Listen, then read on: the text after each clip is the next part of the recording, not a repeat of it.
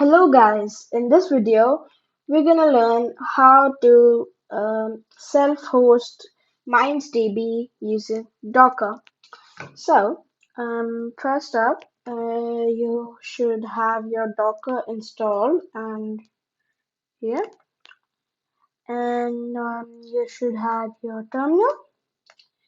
In your terminal, you check for that if Docker runs in your COI.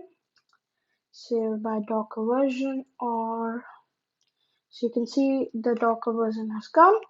Now what you need to do is you need to run this command and MindsDB will run. So you can keep note of this command, and whenever you want to run MindsDB you can on it. So so now that our MindsDB is started, let's go into MySQL.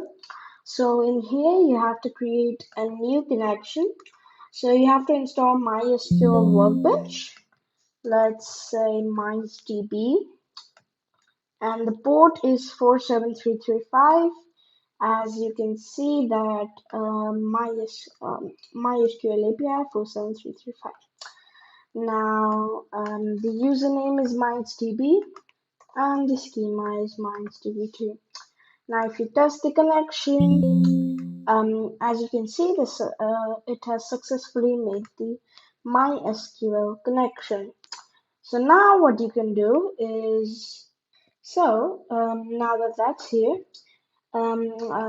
any data that you have in here, for example, so you can use that to train your ML models.